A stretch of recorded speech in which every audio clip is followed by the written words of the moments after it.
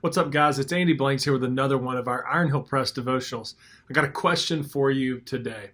If I asked you to list off a list of spiritual disciplines, which ones would you put on your list, right? Spiritual disciplines, we know what those are.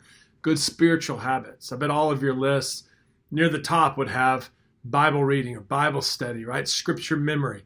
It's a great spiritual discipline. Somewhere near the top of that list, you're going to have worship. You're going to have prayer. Probably going to have service, right? Maybe you have fasting up there. Something like that list.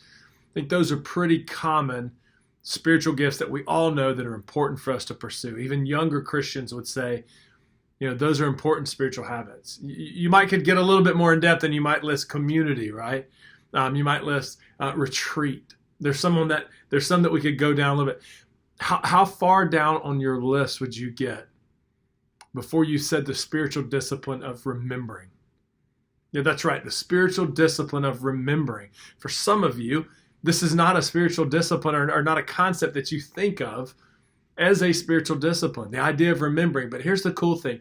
If you begin to look at Scripture with this lens, you see that all throughout the Bible, the spiritual discipline of remembering is constant. It's everywhere, especially with the Israelites. I don't know about you, but this is an especially important concept when things are hard, when we're going through a tough time or going through trials. The last few months with this pandemic, it's been crazy, right? And all the unrest in our world, trying to lead a business or a ministry or your family, it's difficult. And then we just face difficulties in our Christian life, don't we? I was talking to a guy this week. It's just tremendous loss. He's a good friend of his, just lost their son after a brain injury, an accident. And I've got a good friend of mine who's dealing with a parent in the last stages of cancer. Maybe some of you find yourself in the midst of a struggle. In the midst of tough times, remembering is so important. We see people in Scripture who face themselves with a challenge, or they have a challenge in front of them. We see them remembering. Joshua, when Joshua was just about to cross into the promised land in Joshua 4, he's taking over from Moses, and finally, after all the time in the wilderness, he's going across the Jordan River, and God's going to part the waters, reminiscent of the Red Sea, and lead his people across. And what has happened right in front of them? What is he facing? Jericho. He's got this huge challenge.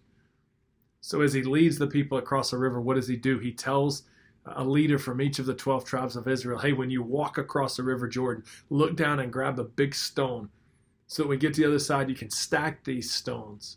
And Joshua gives them an amazing reason why this is true and why this is important. In Joshua 4, he says, we're going to stack these stones so that when your kids walk past this altar in the future and they say, what are these stones stacked here for? You can remind them of God's grace and power and mercy on us. So Joshua knew the importance of remembering.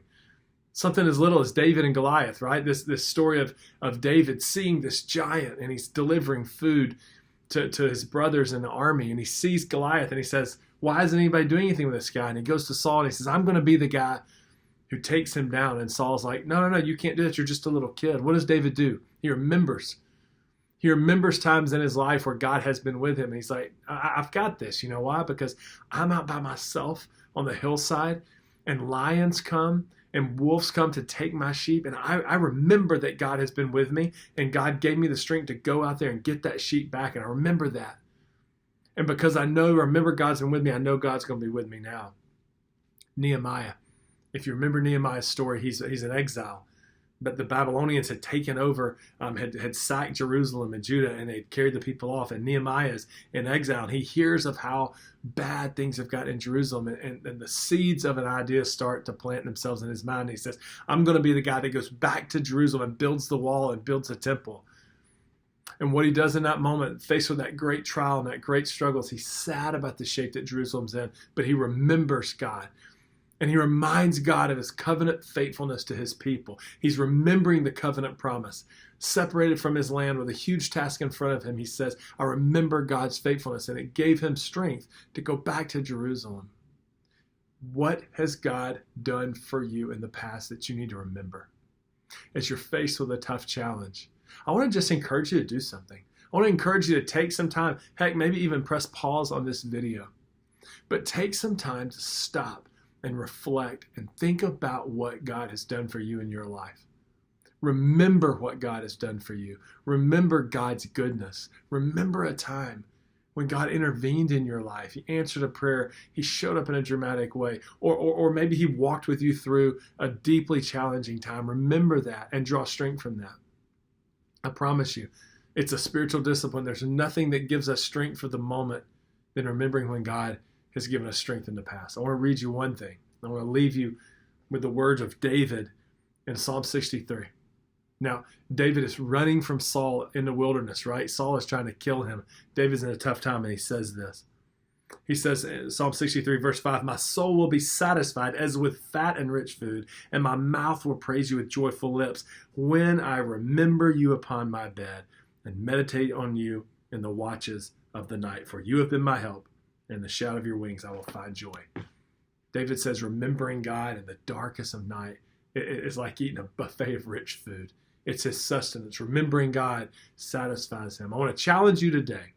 As you think about the struggles in your life, the tough times, just the day in, day out, don't forget God's goodness.